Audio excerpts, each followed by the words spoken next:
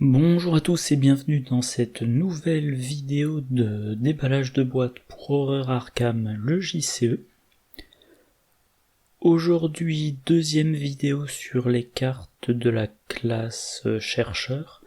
Et pour cette classe, oui, l'ordre des cartes n'est pas exactement l'ordre officiel, vu qu'il y a une carte qui a une version améliorée, il y a un peu plus loin, voilà, il y a une carte à identifier, donc bon, j'ai fait comme j'ai pu. Et aujourd'hui, normalement, vidéo qui va être assez courte. Alors, première carte, le microscope. Alors, la version de niveau 0, c'est un soutien qui coûte 2, qui occupe un emplacement de main, qui a les traits objet, outil et science, réaction. Après qu'un ennemi dans votre lieu a été vaincu ou qu'un investigateur lui a échappé, avec succès, inclinez le microscope, placez une ressource sur le microscope en tant que preuve. Point important, avec succès, faut que j'y pense. Voilà. Pour 2 actions enquêtées, vous gagnez plus 1 en intelligence pour cette enquête pour chaque preuve sur le microscope, plus 3 max. En cas de réussite, vous pouvez dépenser jusqu'à 2 preuves pour découvrir un même nombre d'indices supplémentaires dans votre lieu.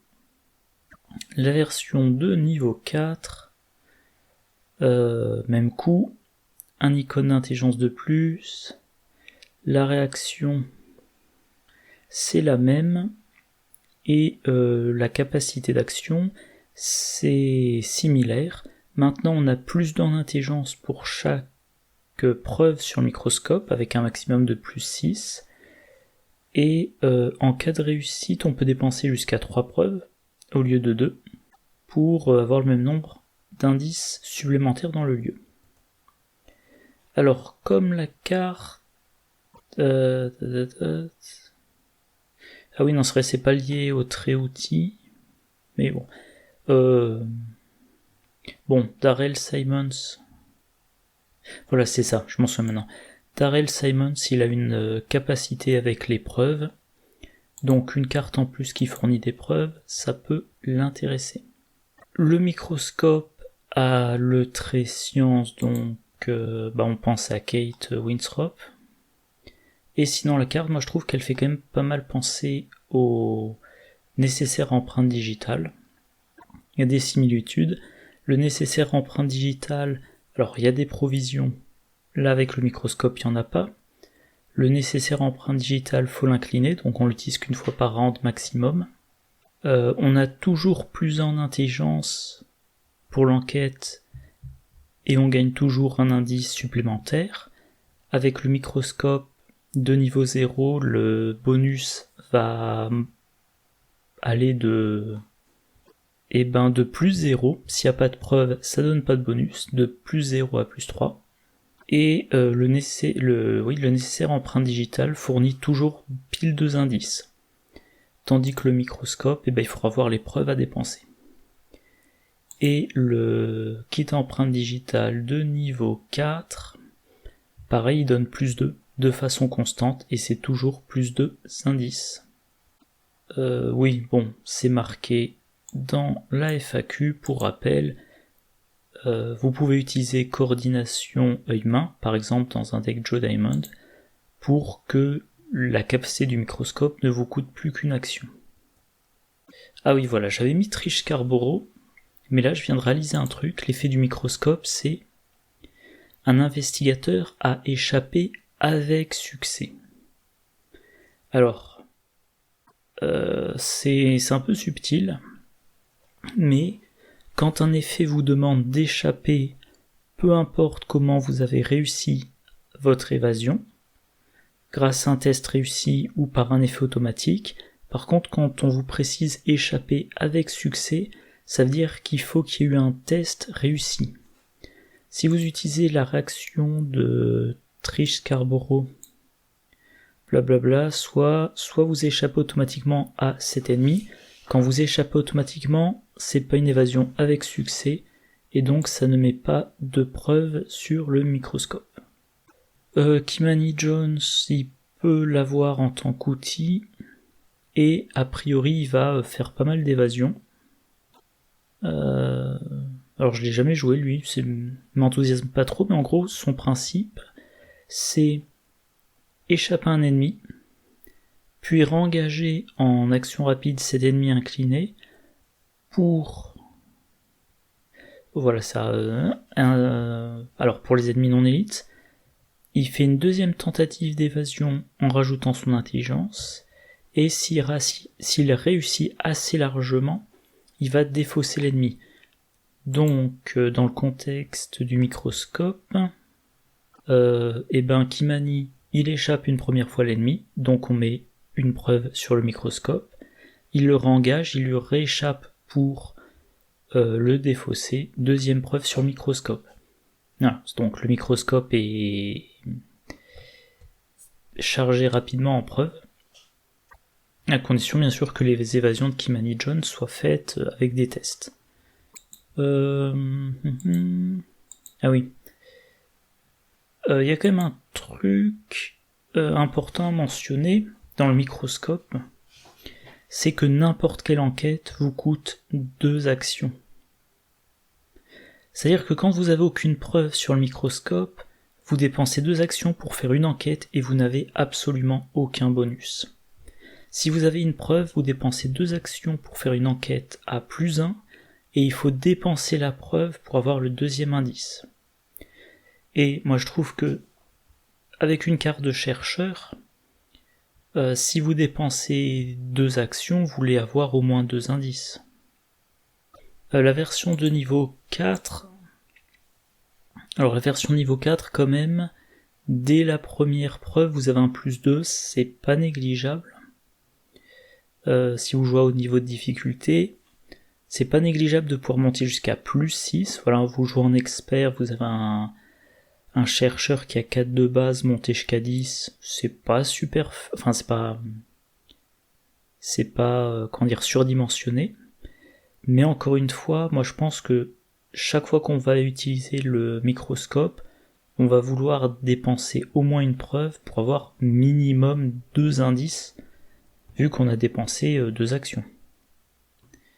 Et donc, quand on dépense 2 actions pour une enquête, on veut vraiment rentabiliser, donc c'est pour ça que j'ai mis là le déduction de niveau 2, parce que mettons vous avez le microscope de niveau 4, il y a 2 preuves dessus, vous enquêtez à +4, avec déduction vous enquêtez à +6, vous dépensez les 2 preuves, et en cas de réussite, réussite de l'enquête, les 2 indices supplémentaires grâce aux 2 preuves dépensées, l'indice supplémentaire grâce à déduction, et si vous avez réussi d'au moins 2, le 5e indice. Voilà, et là ça devient rentable. 2 actions pour 5 indices. Un chercheur quand même, alors on peut pas toujours trouver les indices 2 par 2, mais moi je trouve que c'est ce qu'on vise en duo, en trio. Et moi je trouve que quand on en arrivait là, ça me rappelle une carte que je joue avant que je ne joue plus. Les glyphes archaïques version pierre d'orientation. Donc un soutien qui occupe un emplacement d'arcane, qui a 3 charges, qui nécessite d'être identifié. Action, dépenser une charge, enquêter, découvrez un indice supplémentaire dans votre lieu pour chaque groupe de 2 points de réussite. Voilà. La glyphe archaïque, elle demande qu'on se booste beaucoup parce qu'on veut réussir d'au moins 2, mais idéalement 4, voire 6. Et le microscope, on va vouloir le charger en preuve. Alors, le bonus est limité, mais le nombre de preuves n'est pas limité. Vous pouvez avoir 5 preuves sur le microscope. Vous êtes plafonné à +6 en intelligence, mais vous ne perdez pas vos preuves supplémentaires. Donc voilà, on va vouloir charger le microscope on va vouloir maintenir le microscope à 3 preuves au niveau 4, ou au niveau 0 aussi, à 3 preuves, comme ça à chaque enquête, on a le plus 6, mais surtout après on dépense au moins une preuve. Moi je pense plutôt 2 voire 3 à chaque utilisation, pour que chaque utilisation du microscope ça soit minimum 3 preuves, voire plutôt 4. Voilà, je crois que c'est tout ce que j'ai à dire sur cette carte-là. Et oui, donc tout est basé sur les preuves. Alors Darrell... Voilà, Darrell, bon, il a son effet pour mettre des preuves sur les soutiens, mais à part ça, la clé avec le microscope, c'est de le charger. Donc, il faut vaincre les ennemis ou leur échapper avec succès. Donc il faut qu'il y ait des ennemis, il faut qu'ils soient dans le lieu. En solo, on joue pas le microscope parce que on n'aura pas assez d'ennemis. En duo, c'est jouable, on fait se déplacer le combattant et l'enquêteur ensemble, comme ça tous les ennemis, tant qu'ils n'ont pas de règle de génération particulière, ils sont générés dans le lieu de l'utilisateur du microscope, ils sont vaincus dans le lieu de l'utilisateur du microscope, et voilà. Et en trio ou en quatuor, c'est pareil, il faut être... Ça ne sera intéressant que si vous êtes dans le lieu d'au moins un autre investigateur. Éventuellement, si vous faites un trio qui se déplace toujours en groupe, ça va être vraiment très bon parce que vous multipliez le nombre d'ennemis piochés. Voilà, deuxième carte, variable de contrôle. Un événement qui coûte 1, trait perspicacité science et maudit, rapide, à jouer après qu'un investigateur a révélé un pion maudit lors d'un test de compétence dans votre lieu. Découvrez un indice dans votre lieu. Alors la carte que j'utilise comme référence pour juger du gain d'indice sans test, c'est suivre son intuition, qui coûte 2, qui est rapide, qu'on doit jouer pendant son tour, mais aucune autre restriction, et qui donne un indice. Là, alors ça coûte une ressource de moins, c'est également rapide, mais il faut qu'un pion maudit soit révélé lors d'un test de compétence. Et il faut que ça soit révélé dans votre lieu. Ça, c'est conditionnel. Suivre son intuition, c'est je veux un indice maintenant, je joue la carte. Là, il faut qu'il y ait un pion maudit qui soit révélé. Donc ça incite à utiliser faveur de la lune, voilà, on scelle des pions maudits dessus, puis à un moment donné, on va dire là c'est dur d'enquêter, donc je fais un test, peu importe de quoi. Quelqu'un dans le lieu fait un test. Ça peut être le combattant. Et si un pion maudit qui est révélé, là je joue la carte, j'ai un indice, sans me soucier de la valeur occulte, sans me soucier de faire un test. Alors avec le mot-clé maudit, ça peut aller dans un deck de Wendy Adams parallèle, voilà, ou dans un deck de Kohaku. Un truc à remarquer, comme c'est conditionnel, tant qu'on y est, ça serait bien de pouvoir utiliser des doublés. Après que vous avez joué un événement, incliné de doubler, jouez de nouveau cet événement comme s'il était dans votre main. Donc au total on a payé 2, comme si on avait joué un suivre son intuition, mais on a 2 indices. Autre chose... Ah oui, ça joue avec les pions maudits. Les pions maudits c'est un truc plutôt des chercheurs et des truands. Donc de manière générale c'est une carte qui pourra être dans un deck de chercheurs ou de truands qui joue autour des pions maudits. Et notamment, ça sera intéressant pour Trish Scarborough, pour son effet, après que vous avez découvert au moins un indice dans un lieu où se trouve un ennemi, soit vous découvrez un indice supplémentaire dans ce lieu, soit vous échappez automatiquement à cet ennemi, limite d'une fois par round. Et en version tabou, il faut qu'il soit non élite. Donc, vous faites pareil encore une fois, quelqu'un dans votre lieu fait un test, révèle un pion maudit, vous prenez un indice, et comme vous avez découvert un indice, vous pouvez échapper à un ennemi, ou alors vous dites, cet ennemi c'est pas un problème, vu que le combattant est en train de s'en occuper, donc à la place je prends le deuxième indice. Alors la carte, pour qu'elle soit utilisable, pour que la carte ne soit pas morte, pour qu'on ait de bonnes chances de l'utiliser, bien sûr faut qu'il y ait des pions maudits dans le sac du chaos. Les pions maudits, ça rend les tests plus durs, donc si on met cette carte-là dans son deck, faut quand même... Enfin, c'est une évidence, faut mettre le traité blasphématoire, qui fait que, voilà, quand un investigateur dans votre lieu révèle un pion maudit lors d'un test de compétence, inclinez le traité blasphématoire, traitez le modificateur de ce pion comme un +1 au lieu de son modificateur normal. Après la fin de ce test, renvoyez ce pion dans la réserve du chaos. Donc vous voulez mettre des pions maudits dans le sac du chaos pour pouvoir utiliser variable de contrôle. Du coup, donc, il y a beaucoup de pions maudits dans le sac du chaos, et vous avez besoin du traité blasphématoire pour que les pions maudits, alors une fois par round pour que les pions maudits soient un avantage, un bonus. Et ensuite vous voyez, soit vous on n'a pas le choix. Voilà, vous renvoyez le pion... vous avez le choix d'activer ou pas le traité, mais si vous utilisez le traité, vous devez remettre le pion dans la réserve du chaos. Bon, mais si vous maintenez vos pions maudits, vous gardez de bonnes chances de jouer le deuxième exemplaire de variable de contrôle quand vous le souhaitez. Et je crois que je n'ai rien de plus à dire sur cette carte. Le petit résumé... le microscope, je suis très dubitatif, parce que ça coûte 2 actions.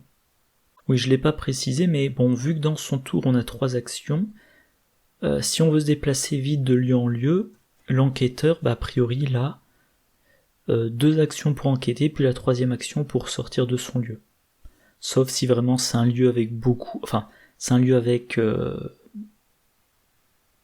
qui a au moins 2 indices par investigateur. Dans ce cas-là, peut-être que dans ce lieu-là, on se donnera 2 tours pour enquêter, mais l'utilisation du microscope, c'est-à-dire ce tour-ci, vous ne faites que ça comme enquête schématiquement. Donc faut vraiment le rentabiliser, donc faut vraiment vaincre ou échapper aux ennemis assez régulièrement, et il faut à chaque fois dépenser 1 ou 2 preuves, voire 3, pour rentabiliser les actions dépensées. Voilà. Alors pareil que ce que j'avais dit il y a quelques vidéos, on verra si dans les jours, les semaines à venir, je trouve une super combo, mais pour le moment je suis dubitatif. Et variable de contrôle, ouais, c'est un... suivre son intuition pour une ressource de moins, alors qu'on peut jouer en dehors de son tour,